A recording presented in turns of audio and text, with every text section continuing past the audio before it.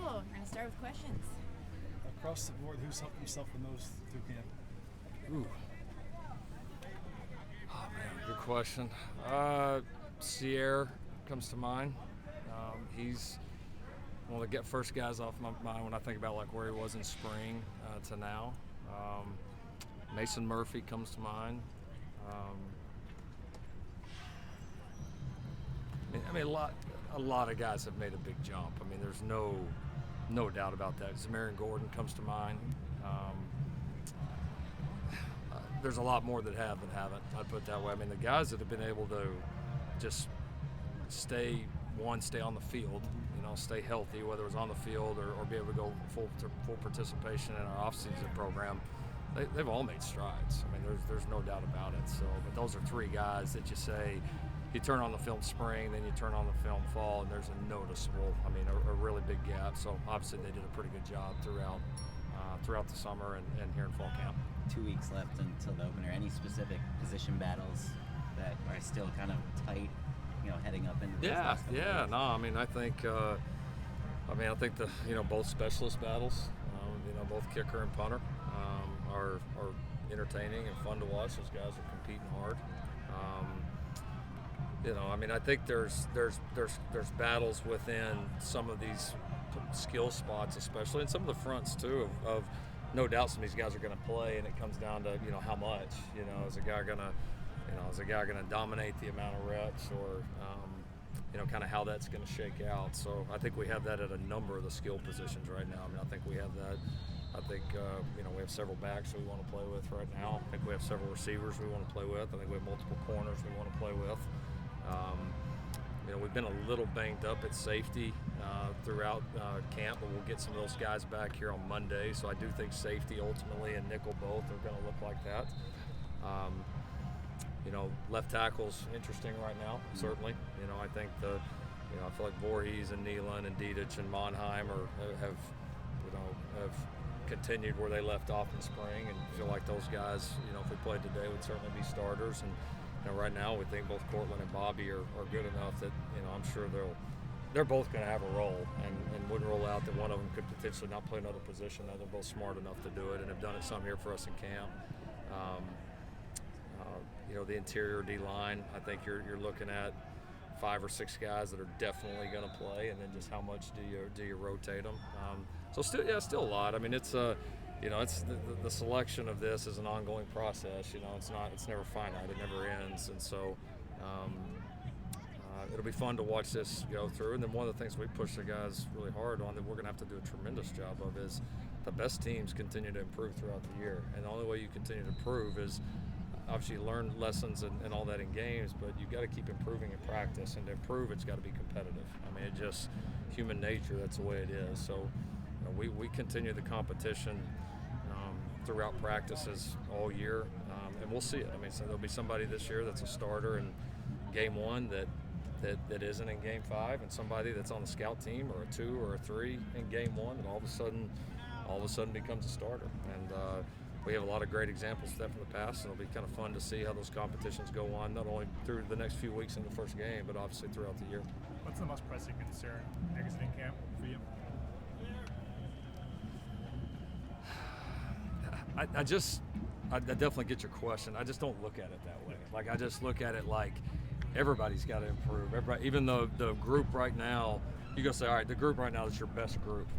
They still got to get better, right? The group right now that's your most thin or least talented group, they still got to get better. The coaches still got to get better. I think for us, to me, it would be just continuing our climb. We can't think, all right, all of a sudden we're at the season and now we just go play these games and we don't have to keep pushing each other to get better. We need everybody to continue to improve. So I think just the group understanding that, us as coaches doing a good enough job to handle it, will be important, because this will be the next few weeks will be new for us. The games will be new for us. We've handled the new relatively well so far, but we're going to keep getting challenges and we're going to keep responding.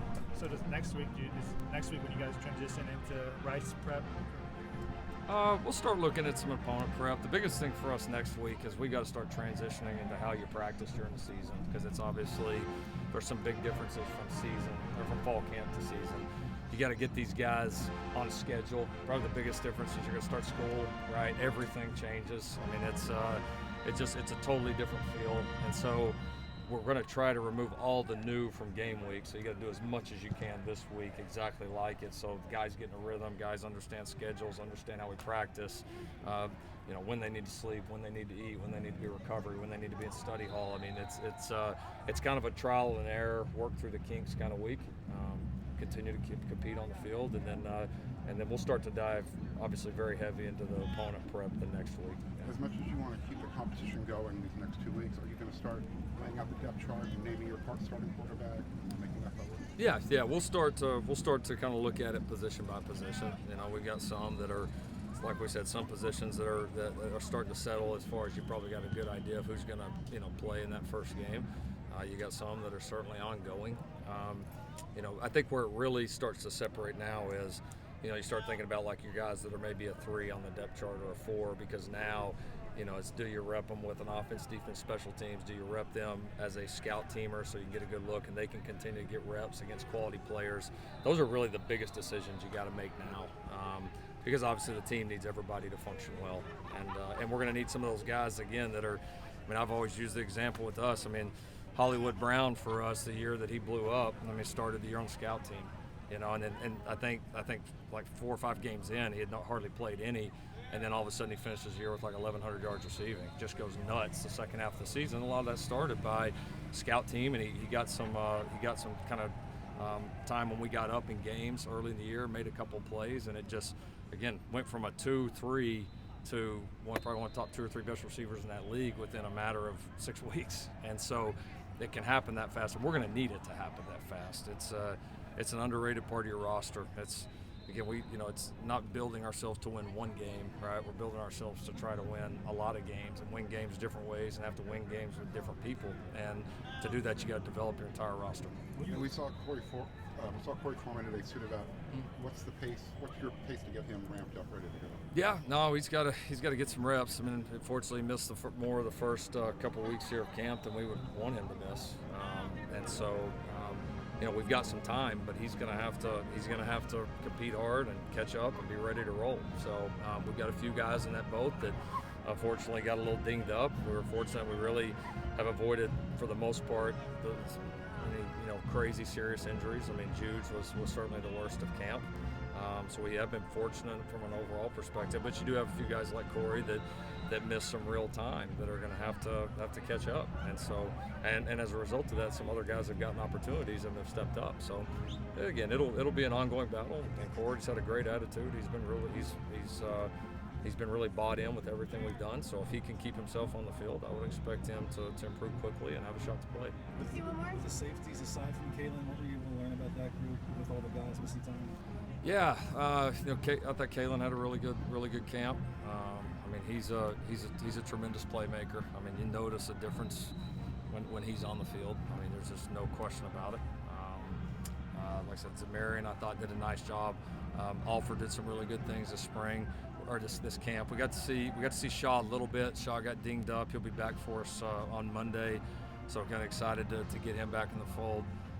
We worked Latrell there a little bit in camp and thought he was pretty good. And then I think we're fortunate to have two guys in the nickel position in Max and Jalen that we have a lot of confidence in that can also play multiple positions defensively as well. So it'll continue to be a battle. I mean, there's no question, and obviously getting a few of these guys back full go and kind of inserting them in that competition will be part of the next few weeks. Thank you, Coach Riley. Thank you. All right, Thanks. Thanks, guys.